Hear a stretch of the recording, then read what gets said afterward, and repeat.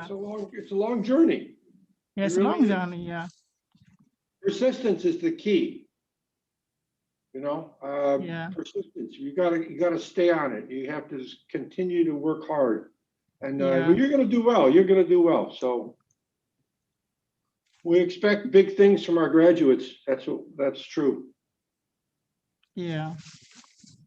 I'm ready to retire. I'm retiring probably in a year or two, so I'm looking forward to it.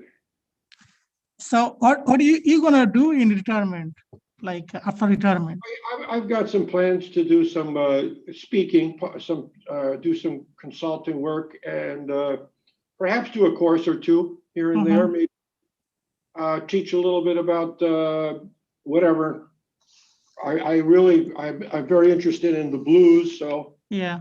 and I'm affiliated with the Blues Society in Nashville, blues.org, and I'm also sit on the Women in Blues board right now, so I'll probably be more active on the boards of those two entities, and take Yeah. life as it is, but as it comes, because Yeah, you never know how long you got. but so far I remember that I had a discussion with you that you are about to finish writing a book on like statistical techniques. I don't know about like the progress of that book. That are you going to finish that after your? Yeah, absolutely. And I've been doing workshops and whatnot. And I just got a new Quest course this semester, which I'll teach again next year on the blues. So kind of a good stuff. And it covers not just the music, but it covers the social setting, the politics, all that stuff that's in the background of that genre. So it's all important. You got to look at the human geography side of it. Right. Very important.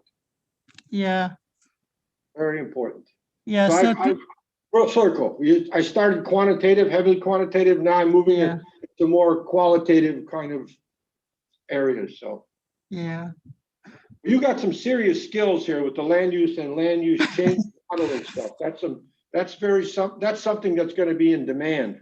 Right. Right. Yeah. Yeah. I agree. But you also need to have statistical techniques. Otherwise you cannot move forward. Every disciplines or every what type of remote sensing or what type of human geography you are talking, you need kind of advanced statistical techniques. And once you have, I you are no one can beat you. Yeah, you got to have that. You have to have that Yeah. statistical backing. I agree Right. with that. Yeah, it gives you power. I always talk about it as it gives you teeth. Right. Right. Yeah. Yeah. Well, you got the best of both worlds. You got the remote sensing GIS part, and then you understand stats and you understand all that. So you're gonna do. What are your plans after you finish? What are your plans? Well, so I have been like interviewing like several university already. I recently interviewed by several university. I have some other interview next week. One of them is next week. I have another interview with University of Michigan, Hey, wow. and Nice. and the following week I have a interview with Wisconsin, University of Wisconsin Madison. Oh, grade school. Yeah, and I got an postdoc offer, like from it's a small university, University of Dayton, Okay. and yeah. But recently I interviewed by University of Colorado Boulder, Colorado State University, and I was last week, offered out there. yeah, Great, yeah, yeah, great school. they're all like pretty good school. So I hope that I can get any of them probably. And yeah, Good luck. You'll land what you need, and yeah, that's good. Good luck with all that. You'll be yeah, fine. thank you. Yeah, You got a family to support now, so you got the little ones, and yeah, I have. Yeah, he's now 3. yeah, that goes fast. Yeah, it's fast. Yeah, I know that we had a last discussion about my kid and your grandkid. Oh yeah, it's amazing how fast it goes. My great grandson is Yeah, now 2.5, going on 3 years old as well. So it's time yeah, flies. right. Time flies. Looking forward. As soon as the summer is coming, I'm going up north and I'm going to go see my great grandson. So Yeah, Very good. Well, we'll be starting. What's going to happen is at 3 o'clock when Micah has already got us rolling, but when he starts recording, but at 3 o'clock, before he edits and does all that stuff, I'm going to introduce you. It'll be a brief introduction about, less than a minute. And then you will take over and do your talk. Try to limit it to about 40 minutes, approximately. And then that we'll have some time for questions. And that'll be it. Okay. Sounds good. So yeah, try to keep your talk to about 40 minutes. Okay. 45 tops, so we have a few minutes for questions and things. Like I said, a lot of people will be joining us perhaps late because they've been at these interviews and burnt out from all the, we're hiring some new people and there's Yeah, I know.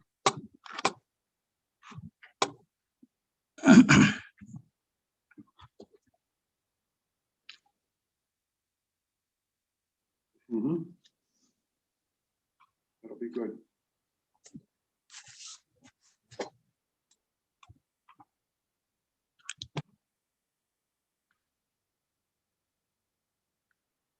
So should I stop sharing or? What's that? I mean that should I stop? Yeah, you could share. You could share your. Okay, good. You could test it out, see if it works. It should work. Yeah. No. I don't have you in the back yet. Display settings. I might have to switch those. I'll preventer view and this. We'll see how I'll do this in this. So yeah, can you see my screen? Not yet. Okay, good. Let's see if we just what view options if I swap it. Hi, Jen. Hello there. Heady screen.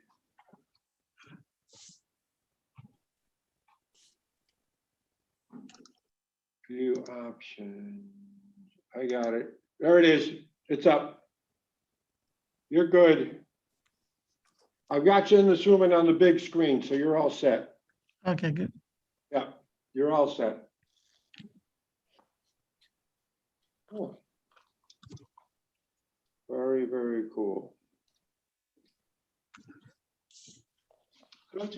Hello there. See if we have a few options here. Okay, share screens. Yep, Eddie.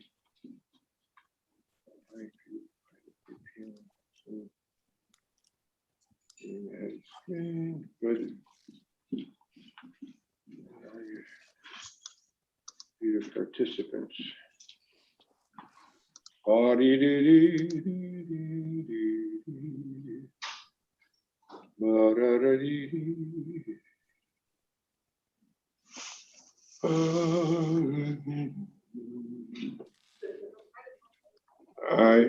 got this going on here. I got a clock. My cell phone's with me, so I'm good. We got 5 minutes yet, so before we start.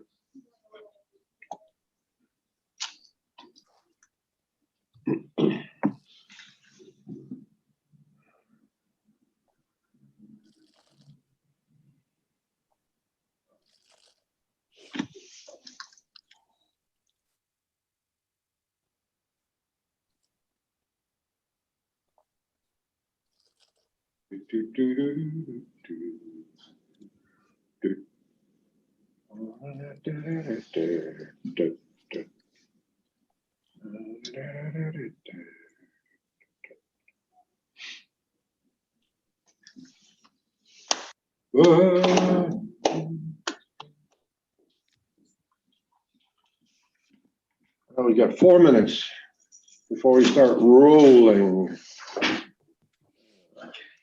Here's the stats here. Okay, we are live. We're rolling, but we're going to wait a couple of minutes before the introduction. Get some more audience and participants in here. Life is good. Pete Whalen just joined us. Looking good. Everything's looking good. He's getting burnt out from all those interviews, all those Zoom interviews. That's a lot, isn't it? Too much. Yeah. A lot.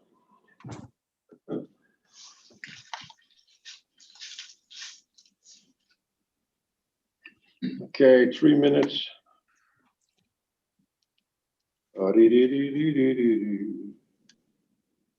Oh, I was going to try one of those. I saw those in the group. So good. 170 calories.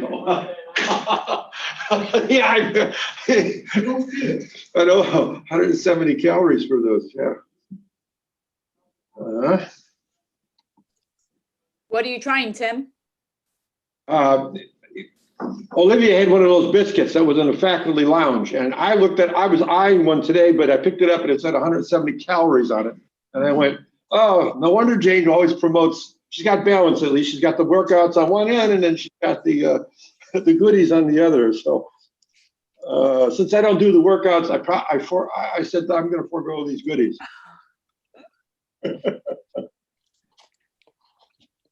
They are good. I've had those before. Just the biscuits.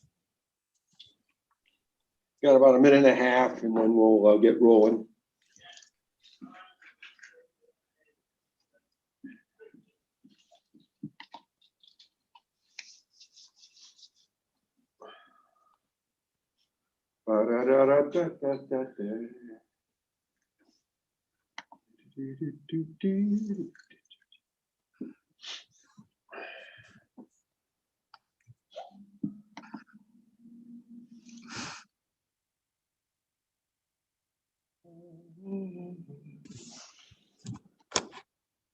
One minute left, then we'll get rolling.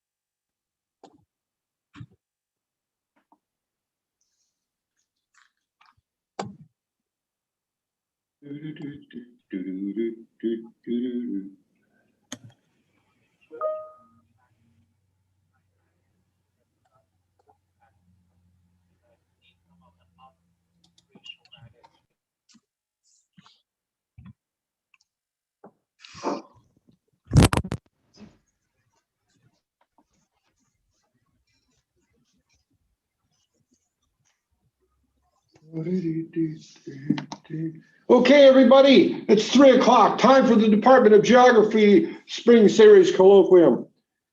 Today's guest speaker is Mehdi Hassan. He is a PhD candidate in the Geography Department at the University of Florida. Yeah, go Gators. Mehdi has a bachelor's degree and a master's degree in Geography and Environment from the University of Dhaka. And he has a master's degree in geoinformatics from the University of Seoul, South Korea. His expertise is in remote sensing and GIS and land use and land cover change modeling. And that's the topic he's going to speak about today. Take her away, Mehdi. Yeah, good afternoon, everyone.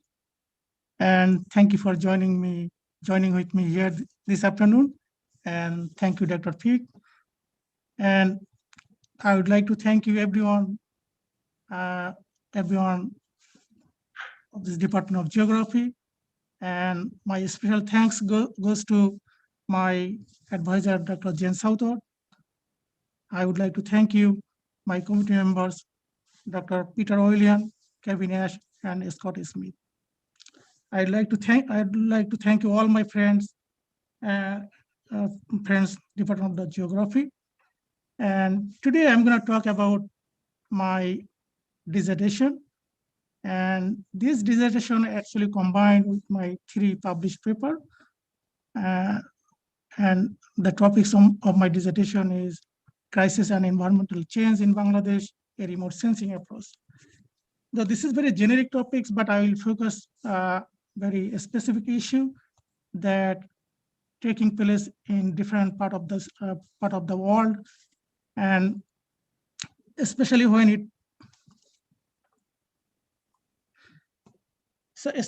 it comes to Bangladesh, then people tend to think that it is a populated country, and yes, it is a highly populated country. Nearly 170 million of population living this country.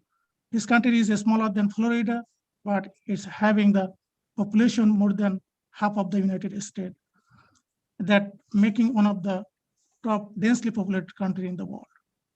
This country also vulnerable to the global climate change, and it is expected that 20% of this country will be inundated by 2050 due to climate change, and that will displace nearly 30 million of population. This country also the hottest spot of tropical cyclone. Every year, the coastal area of Bangladesh impacted with tornadoes and cyclones. The Weather Underground reported that 26 of the 35 deadly cyclones occurred in this region, and nearly 6.5 million people displaced by natural disaster in the region over the last decade.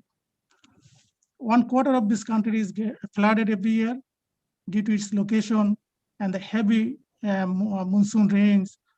During the summer, this country is flooded. And if we take a look at this elevation of this map, it's a very low elevation. It's nearly flat elevation, like around 6-meter elevation above the sea level. So when the countryside impacted by natural disaster, it brought huge population to the urban area. At the same time, this country experiencing huge urbanization, especially the Dhaka city that's growing very fast with a chaotic and rapid urbanization. And this urbanization, these people are ending up in a slum, which is the most vulnerable. Again, they are pushing them into the vulnerable zone of climate change. And Dhaka, the World Bank and the IOM estimated that nearly 70% of these Dhaka dwellers migrate from surrounding countryside location that experience environmental shock. So this is a country like I heard that some people talking about like the country of Bangladesh is a God's laboratory of disaster. It has everything except volcanic eruption. So yeah, it is a kind of it is a country that that impacted by all kind of disaster except the volcanic eruption. So when this country, while Bangladesh is already grappling with uncontrolled population explosion, poverty, unchecked urbanization, and the devastating effect of cyclone, tornadoes, floods, and other natural disaster, it now faces new challenge, and that is a refugee problem. Since 2017, nearly 1 million of Rohingya fled to Bangladesh from persecution in Myanmar, and now have moved into areas that are highly ecologically important forested land and wildlife habitat. So given this background, I brought 3 issues here in my dissertation. One is disaster that has been impacting the region and the population. The another issue is urbanization in the developing world. And the third issue is a refugee crisis. These 3 issues, my dissertation combining these 3 issues, and these 3 issues is particularly relevant and is essential in the context of ongoing global and regional issue. As I said that one of the climate propelled disasters such as flooding, and in coming decades due to climate change, the increasing frequency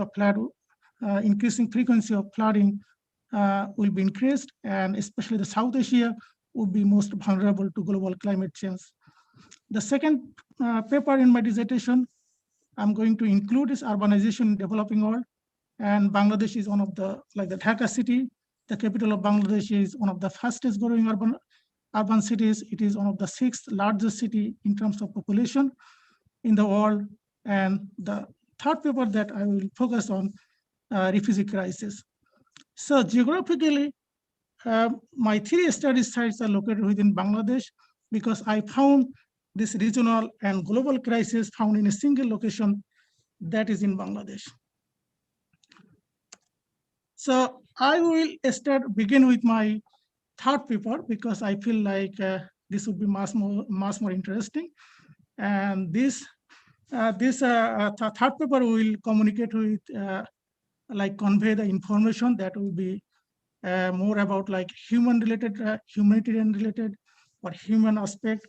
At the same time, here I'm applying remote sensing techniques. So as I said that the Rohingya refugee, they fled from Myanmar back in 2017 to Bangladesh, and they were settled in a place that are ecologically sensitive, and that area contains forest habitat, and I'll discuss about this in my paper. So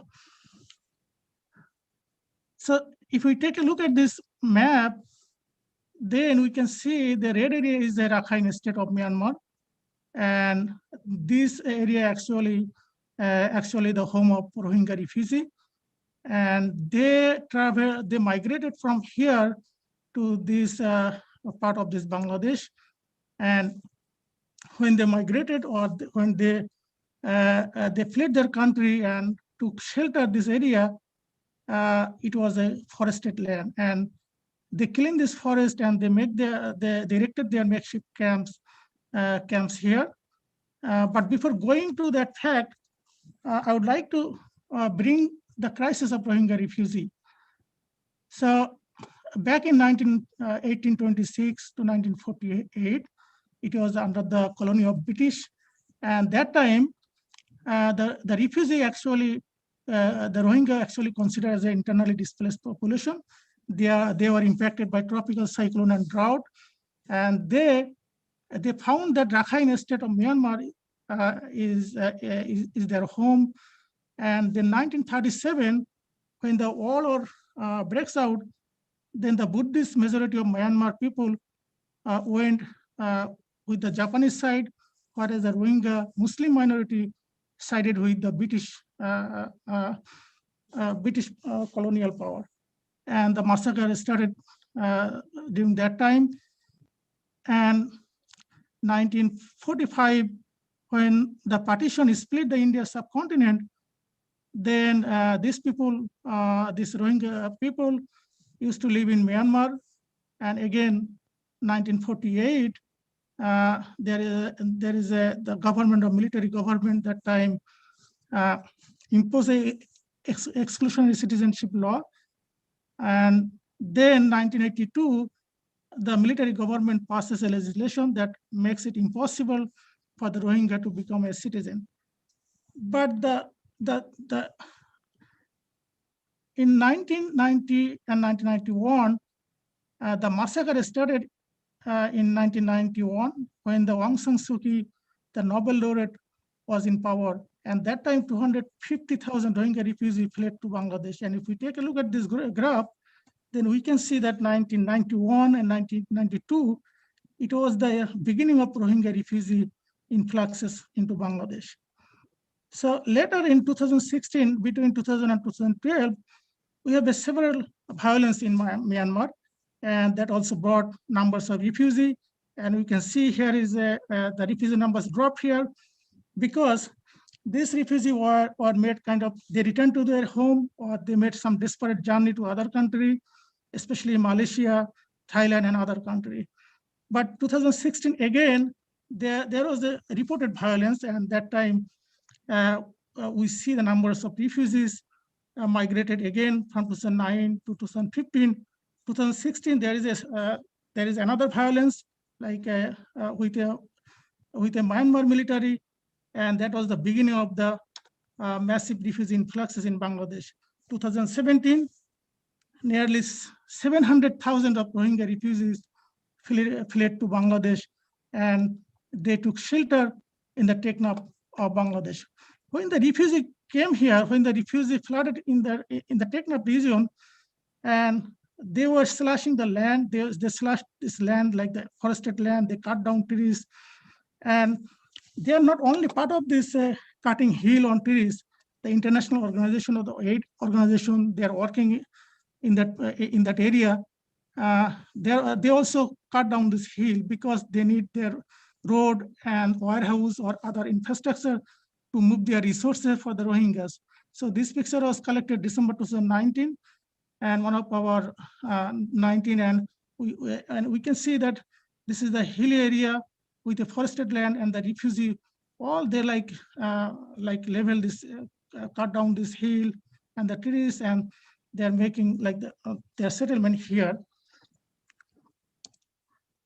So my dissertation is looking at like the rate and the expansion of the refugee camps here and the forest cover change, because we believe that when refugee move that location, that means there are almost 1 million, and there is a 1.5 million of local population. That means 1.5 million of population living this peninsula.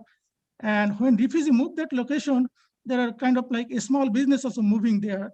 International organization, aid organization is there. So there are a lot of land cover change. We see that undergoing there, land cover change undergoing there.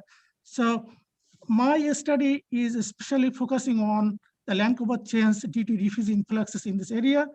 And back in 2018, when the refugee first influxes in this area, we published a paper, like my advisor, Dr. Saudot.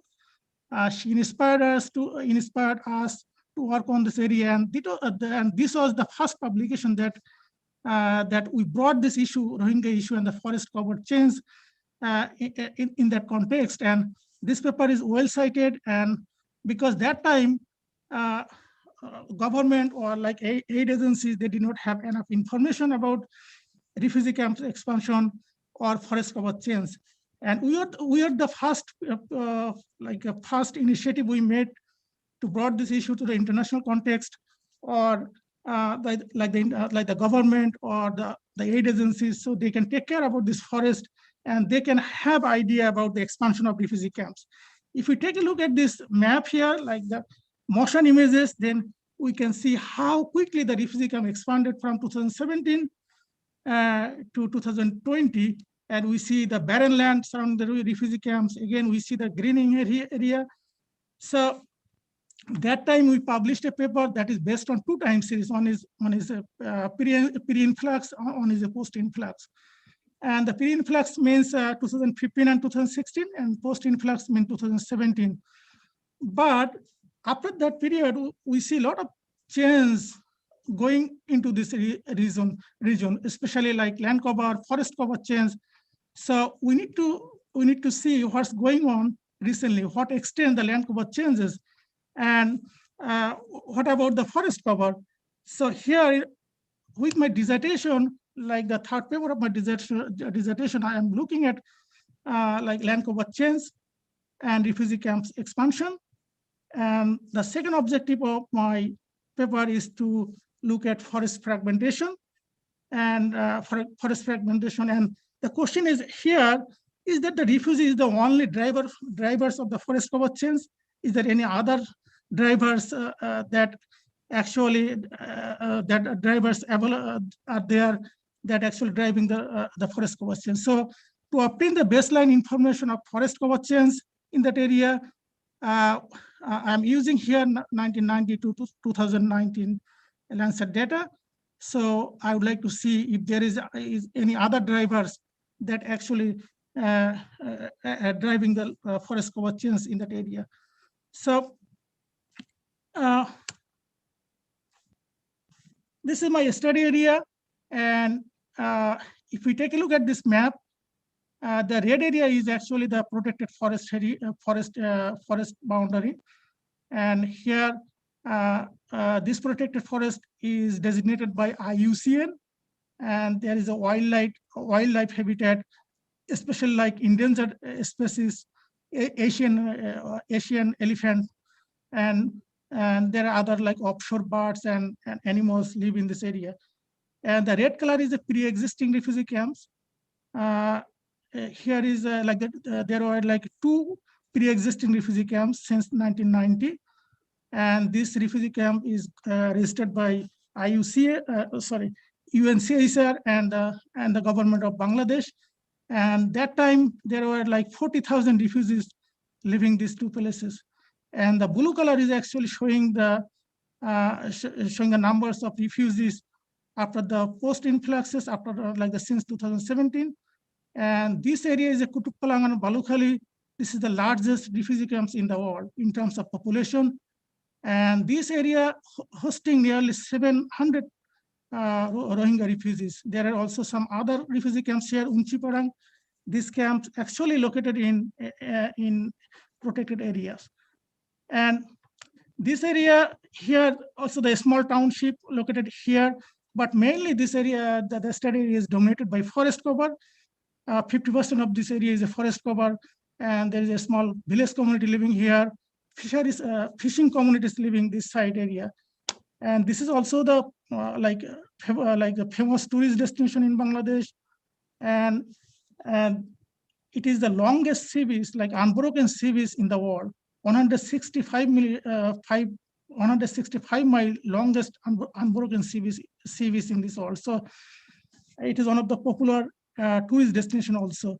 So when the refugee came here, then there are a lot of like socio-ecological changes going into this region. One of these changes, the population, like the host communities, they have been suffering because they have no job right now. Refugees are like very cheap laborers. They are providing more cheap laborers, whereas the local fishing communities, they are suffering because they have no job here. And there are a lot of things going into this area.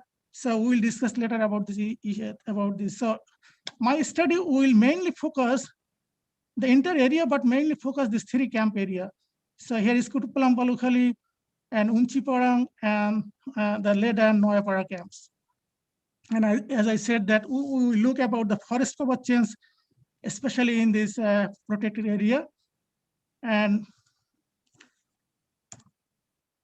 so if I say something like this area is actually like very sensitive and hotspot of crisis, because these refugees are they came here for humanitarian ground. At the same time, from ecological ground, this is a very this area contains very critical ecological habitat. So in both direction, it's making kind of like hotspot of crisis, especially like humanitarian from the humanitarian ground, and both from ecological ground. For my study, I use Sentinel-2 data, that is high resolution images, and to produce land cover maps, we use two pre-influx, like 2015 and 2016 data, and 3 post-influx 2017, 2018, and 2019 images. So 2017 is a period that the mass influxes happen. So I took 2 images before 2017 and 3 images after 2007, like 2017, 2018, 2019. We collected tending sample from the field, and we visited, like one of my colleagues, he visited this area 3 times, and we use random forest machine learning classification techniques, and we have 8 land covers. One is urban. I'm saying here we because my advisor with me, so that's why I'm saying here we. And urban, refugee camps, grass, salt pan, mangrove, hilly forest, and open soil. These are the major land cover classes that I found in my study area. Especially here, mostly like here, like the refugee camps, salt pan, and the mangrove and hilly forest. And we also like independent validation. We collected tending samples. Like this is the first round tending sample we collected back in December 2017. That time we used a handheld GPS video camera, and it was the period of crisis. Like at that time, it was just evolving the crisis, and we used this video camera, and we took the tending sample using the video camera. Later, we visited this area December 2019, and that time we used mobile apps to collect tending sample. Nearly 250 tending sample were collected across this study area, especially the Kutupallam, Balokhali, and the other two camps area. And we took numbers of still like photo in different direction of the standing sample, so we can have details idea about the camps, inside the camps. And we did pretty like broad, like robust investigation we did in 2019. And so finally, like we produce a land cover map here, like as I said, like the refugee influx land cover map 2015 and 2016, and the 3 post-refugee influx maps. If we take a look at this map in 2015, the red area is the refugee camps here, and it just little increase in 2016. But in 2017, we see a rapid increase of refugee camps here. 2018, it again increased more than 2017. And 2019, we see almost stable in terms of area of these refugee camps. Other than this, the other land cover we have seen here, the salt pan. This is the second largest salt pan industry, like a salt production area of Bangladesh. And we see that the salt pan, before like the pre-influx period, we see the salt pan is right here.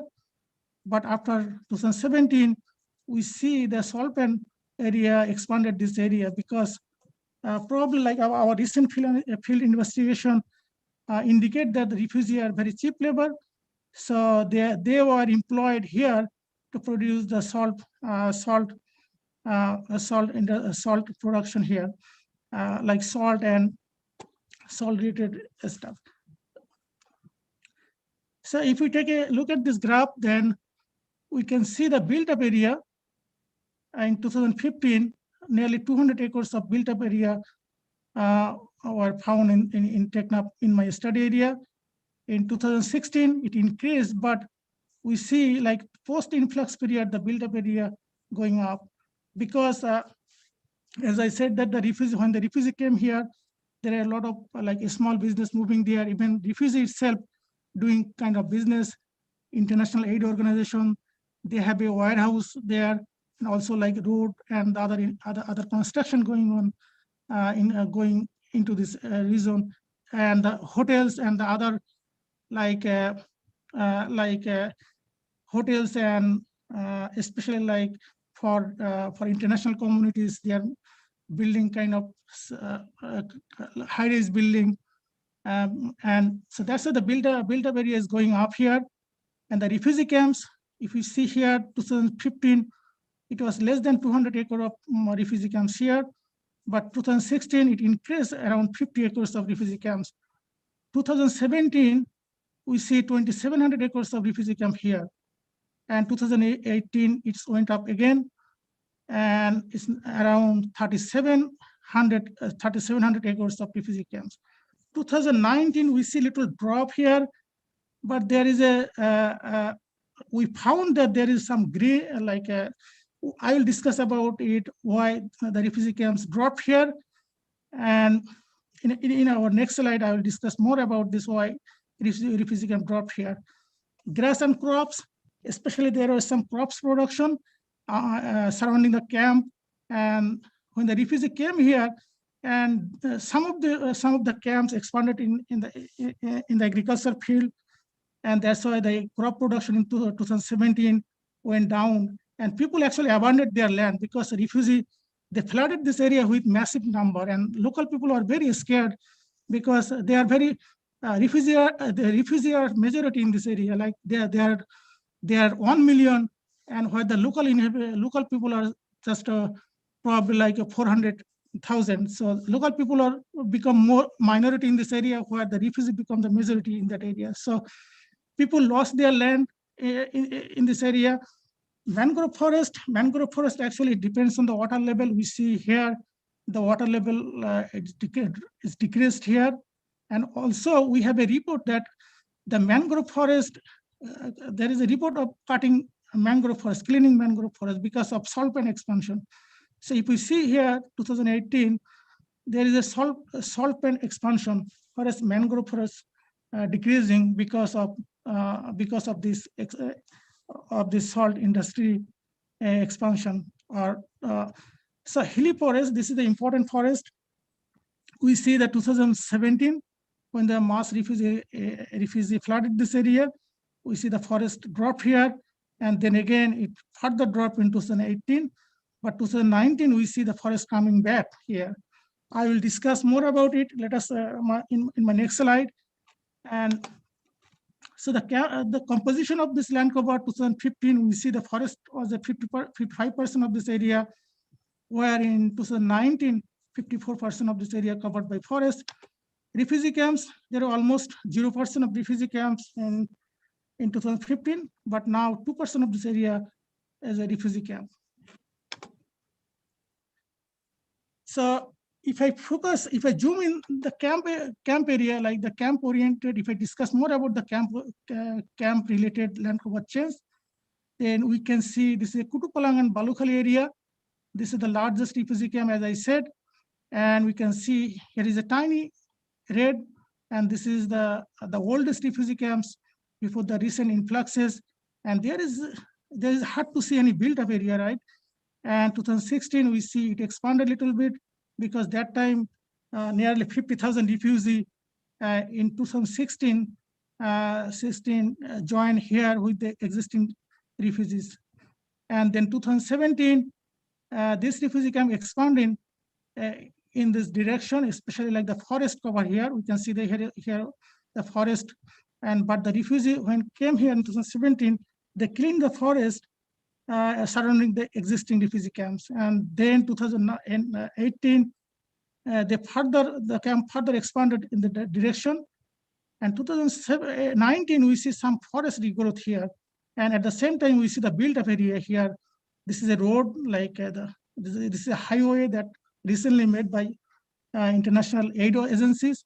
And we see the all like built-up area all the way like the road.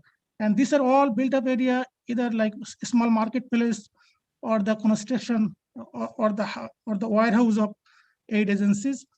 Another camp, Chakmarku, the Unchiparang in 2016. This area is a protected area, and we see there is no refugee camp 2015 and 2016. But 2017, this area, we can see like two refugee camps here. One is right here, one is right here. And 2018, it get little expanded this area, and 2019 also little expanded this area. And the other refugee camps in 2015, this is also the registered refugee camp. As I said, the oldest refugee camps, and after the mass influxes, they expanded all the way.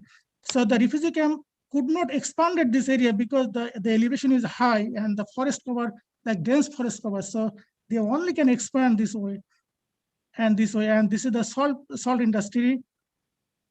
And now if we take a look at this graph, then the Kutupalang, Balukhali, this area, we see that there is a camp decreasing because we see that we recently, like our recent field survey suggest that there is a ongoing greening process, especially like in international NGOs and refugees. They are involved in reforestation, plantings, trees, and I will discuss more about it in my next slide. And Chakmarkul and Unchiparang, we see the refugee camp expanding. And whereas Noyapar and Leda, we see even in 2019, the refugee camp expanded. So our field data shows that usually when the refugee first came here, they used to live this area. This is like a vulnerable area, like especially the flood, like a risk for flooding. So the international organization, they moved them from this area to this area. So we see the much more expanding refugee camp this area. And these are pretty well-established refugee camps, well-built refugee camps here. So if we take a look at this Kutupalang Balukhali within 8 kilometer buffer, we see that the forest loss, especially the forest cover lost, is 2015 and 2016, 700 acres, 2016 and 2017, 3,300 acres. and 2017 and 2018, 2,100 acres. 2018 and 2019, we see 2,500 acre of forest regrowth. But if we compare with 2015 and 2019, there are almost 3,600 acre forest losses because these refugee camps replaced with the forest cover. But if we compare it 2018 and 19, there is 2,500 of forest, forest regrowth is going into this area. And if we take a look at this NDVI map, this is like further evidence that why the greening and browning impact in that area. So here we see more greening like December 15, December 16, but December 17, we see like more browning here. But if we take a look at this 2020 and 2019, there is a small like green popping up this area. That means something going on here, especially this area. And if it like a built-up area, normalized difference built-up area, if we take a look at this, then we can see the similar evidence here. We see in 2017, lots of built-up area, like more built-up area, more surface than the December 2016. And this graph also tells something about like NDVI and NDBI.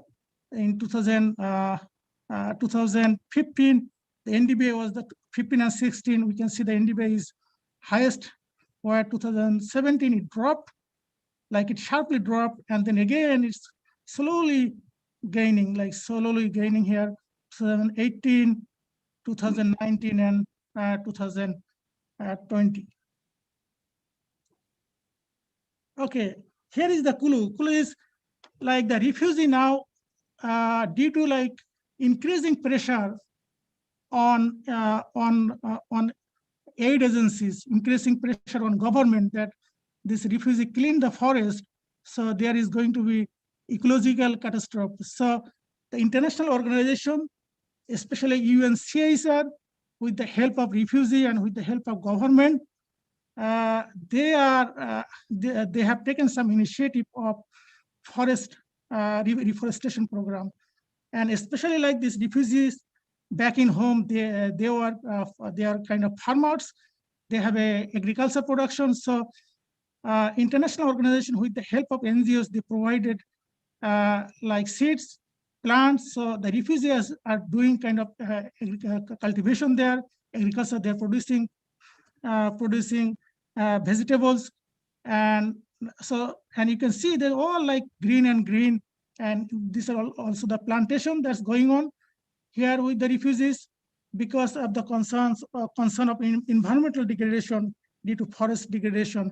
And as I said, that this area is like habitat of wildlife. So it has been reported that 27 people were killed by elephant because due to loss of habitat, the elephants, and many of the refugee camps are located on the located across the elephant trail. So elephant like they coming out and they invaded the refugee camps, and that's and so far like 27 refugees were killed by elephant. So the international organization with the help of Bangladesh government, the refugees doing kind of like agriculture, they are involved in agriculture. At the same time, they are involved in plantation. And our field data in 2019, if you take a look at this picture, you can see this is a like plantation program going into the barren land. And here is this board, the billboard shows the USAID. This plantation program is sponsored by USAID, FAO, government of Bangladesh. And this picture shows the elephant. So here you can see this kind of like demonstration or like the plant trees save environment. That means kind of social awareness going on about the environmental degradation of the forest losses, and refugees involved in this forest reforestation program. And there is one program like cash program. So the aid agencies, they provide cash for forest plantation. So yeah, that is the kind of explanation, the potential explanation that the why greening and the forest coming back in that area because of this ongoing plantation. And as I said that my research, the second objective of my research at looking at getting the baseline information of forest cover change. So this map is my study area, and this yellow color is this yellow dot is a protected area. And here I took images from since 1990, Landsat images. I used Landsat images in 1990 to every 5 years up to 2019. And then I used landscape fragmentation tool to understand the forest fragmentation. So here is quick definition of large core, medium core, and the small core. These are the core habitat of wildlife. So if this is greater than 500 acres, that's a pretty like large and compact core. And the medium core is defined to 250 to 500 acres, and a small core is less than 250 acres. So I would like to see how these things change over the period. If we take a look at this map in protected area, this area is a protected area and this one is a non-protected area. And we see in 1990, it's like pretty compact protected area, and you don't see any like yellow dot here. And yellow dot is means like a perforated area. Perforated means the outer area is like core area, the outer boundary of this core forest area. And here is the graph, like this graph tells you like in protected area, the core area is decreasing all through the 1990, since 1990 to 2017.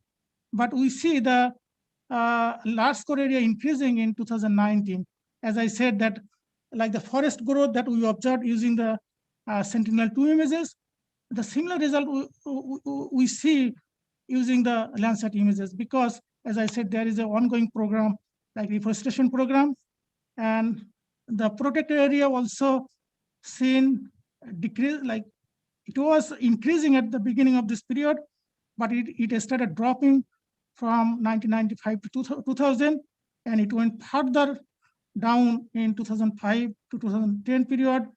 But at the end of this study period, we see the protected forest area increasing. But if we compare to the baseline, then still we see the large large core forest decreased by 500 acres, where the large core forest decreased 15,000 acres in non-protected area. So protected area between 2019 and 2019 lost by 500 acres, while non-protected area lost by 15,000 acres, 5,000 acres and 50,000 acres. Now, if we track like a long-term vegetation, I used another model that called land render to estimate the forest degradation. And if this is a yearly NDVI, like a yearly annual basis, and we see 1991 to 2019. And if you take a look at this graph, it tells you like the numbers of pixel, numbers of cell impacted or degraded during that period. So now it started from 1991. We see the like more than 5,000 cell cell or NDVI cell were degraded. And then we see here 1918. Again, we see 2015, but we see that the peak in 2017, 2018. The protected area, it was like degradation started beginning in 1970 and 1918, probably due to population here, like more and more population moving this area, and especially the age of this forest degrading higher started in 1917, 1918. Now, the question is what would be the drivers? So I took the precipitation data, and we see as I said that in our map, that this graph shows 1991, but I see here is precipitation is not the main driver because we see it's 120 inches of rainfall received this area. 1998, but we see the 98 it got fair amount of precipitation. 2005 it received like the lowest precipitation. So probably here the precipitation might be caused. But in 2017, the refugee was the main driver of forest degradation. And even though this area received the highest amount of precipitation. So my other study suggests, like the other study suggests that here the main driver of forest degradation is the wood collection, like the fuel wood collection by the local inhabitants. And the recently refugee added that trend. So the conclusion is the land and forest degradation in Teknaf is a crisis within crisis. Initially, it was crisis within a crisis. And my study estimates that nearly 900 acres of forest were lost between 2015 and 2018. But when we compare to the baseline, the total forest loss is estimated to be like 11,500 acres between 1990 and 2017. The main drivers of forest loss in the area include fuel wood collection, both by refugees and the local host communities, and the rampant clearing of trees by refugees for camp expansion. To reduce this effect of deforestation, FAO, like Food and Agriculture Organization, has planted millions of fast-growing indigenous trees, especially in 258 hectares of land inside the camps, and 2,000 hectares of forested land surrounding the camps. So FAO started planting this tree in early 2018. So they took an initiative like 258 hectares of land inside the camps and 200 hectares of land outside of the camps. So they planted millions of trees in that area since 2018. In addition, as I said, that the refugee, they started cutting down trees because they need fuel. Initially, the aid agencies provided them foods, but they did not provide any fuel wood. So here, nearly 200,000 of households. So they need fuel wood. So they usually meet this demand, cutting the forest. Then then the FAO started supplying them LPG cooking gas, cooking fuel, and this is they are providing both to the refugees and the host communities, because host communities demanded that, okay, refugee, you are supplying foods and supplying construction materials to the refugee, but we are host communities, we are suffering because we have no job now and our land was taken. So then the aid agencies now providing food and the LPG cooking gas to both host communities and the refugees. In 2018, UNHCR helped 100 female refugees farmers with trees, shrubs, herb and other crops to cultivate 107 acres of barren land inside the Kutupalam Balukhali camps. Yeah, this is the main reason that why like greening coming back in this area, because as I said that these people are farmers, and UNHCR they with the help of Bangladesh government and the local NGOs, they employed 100 female refugees first, and they supplied seeds. So the barren lands, the refugee can produce crops inside the camps on the barren lands. And this is the main reason that why this area looks much more greener than compared to 2018. And this study found that ongoing forest restoration and greening project is reflected in increasing forest cover while decreasing vegetation browning in the camp and camp surroundings. So my second paper, like this is the first paper actually. I begin with my third paper. This is, as I said, that this country is highly vulnerable to flood. 1/3 of this country get flooded every year. And we published this paper back in like the last year, and I think that my time is going to up. And this paper actually we utilized new conventional GIS tools to develop a methods for quickly and rapidly assessing the flood, and so that map can be used for rapid flood management purposes. I'm not going to discuss more about interaction section. So here is my colleague Amobi and R.D. Smith, and my flood data were given to this to my colleague, and I asked them to make a map with this data, and they tried to make a map, but they presented different map with the same data. So here is my argument is, if you give this data, like the flood data to 100 people, they will make different 100 ways of map. That means there would not be any standardized mapping techniques. But looking at this flood, it happens very quickly, and we need a very quick assessment tool, and we need to respond very quickly. And especially it is very true for developing country or developed country both, because it flood like the disaster, we need a quick response. So here we argue that we need a standardized map that can communicate to everyone who are making this map. So in our study, we propose like local indicator of specialization, like Lisa statistics.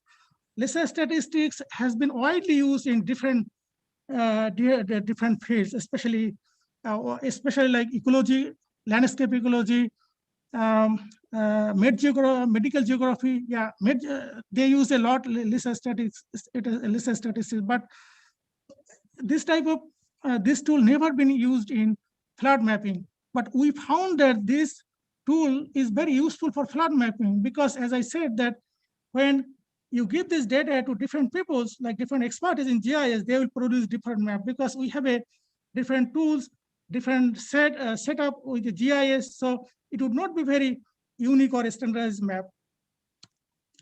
So our case study is a southwestern part of Bangladesh, and this is the highly flood affected area, and also the like every year this area battered with tornadoes, cyclones, and in the past it has been reported that thousands of people were killed killed by tornadoes, flood, and cyclone. And my hometown is right here, so it has been affected. It is affected flood and tornadoes every year. And this cyclone, like super cyclone Amphan, that hit across the southwest of Bangladesh in May 2020. This is one of the deadliest cyclone over the last decades. And if you see these images, these are taken during the flood, and the flood looked like this. It washed everything, it destroyed everything, road infrastructure, everything. And the precipitation data, if you take a look at this area, this precipitation, the rainfall was the highest in May 19 and May 20. But actually some of this area, the track of this cyclone that received nearly 200 millimeter rainfall during the tornado times. And we use this data like Sentinel-1 data, radar data set, instead of multispectral images. Multispectral images look like this. It is like a cloud cover, so it is no longer useful for monsoon during the monsoon period. So we use a radar data set to detect the flood area, and the dark area is actually the flooded water, and what is the white area, or like this is a non-flooded water. So we use different sets of data set, and then we use support vector machine to classify the flood and non-flooded area. And then we use both like Sentinel-2 images and Landsat images. And only the area that are not cloud cover, we selected that area to pick up the tending sample, since it was locked down due to COVID, and the area was damaged heavily. We could not get access to the area. So we had to rely on set like multispectral images. and we collect a tending sample, a tending sample on the validation point, use the multi-spectral images, and we see this is like the pre-cyclone events and the post-cyclone event, and we see this is a flooded area. And so we finally produced this map. We extracted a flooded or non-flooded area, and we can see that during the cyclone period, there are like 8% of this study area was impacted by flood, and that corresponds to nearly 2,200 square kilometer. Okay, so here is our tools that I said that the hotspot analysis. And again, I am saying that this tool never been used. This is a very common tool in GIS, but never been used in flood mapping. So here, if you use this tool, you can quickly visualize the hotspot of this flood compared to mapping randomly. So if you use this data for like a generic mapping or like the normal mapping, then you will not have this cluster. It will be kind of like distribution in different part of this study area. So here is our study contribution and the strength of this using this LISA statistics tools. We use the Moroni also to validate our research, our findings, and both of these like Gettys or GStar and Moroni, they are showing the hotspot of flooding in this area. It is this is a mangrove forest, so it is just a northeastern part of this mangrove forest is the hotspot of the flooding area, and we see that the flooding, like the zone of this hotspot of flooding area, decreasing over the period, but still remaining here. That means this area is the highly vulnerable area for flooding. So the planning communities can look at this area and they can investigate the flooding, why this area having much more flood compared to the other areas. So our conclusion is that this is very important contribution to improving quick identification of flooding hotspot, given the need for timely response, especially in the developing countries with limited resource and highly vulnerable to climate change. Future work is recommended to integrate ground data, land cover information, stream gauge data, and predictive model to achieve a long-lasting flood management goals throughout the coastal region of Bangladesh and other affected areas. So we published this paper, but it's kind of down here. Okay, I think that's end of, yeah. So we published this paper in remote sensing with my colleague Kevin Ash, my committee member, and my advisor. And yeah, and thank you for listening. And if you have any question, then I'm happy to answer. Okay, Mehdi, thank you very much. The class period has ended. We're out of time, so I'm going to call this. If anybody has any quick questions for Mehdi after I end the meeting, that you can stick around on the Zoom and ask him. But we've exceeded the time period, so we're going to call the meeting right now, the Zoom meeting. Thank you again for your talk. And if anybody wants to stick around, just at the end, if anybody has any questions. Everybody else, we'll see you next week. Leandra Mers is on schedule for the last colloquium of the series in the spring 2021.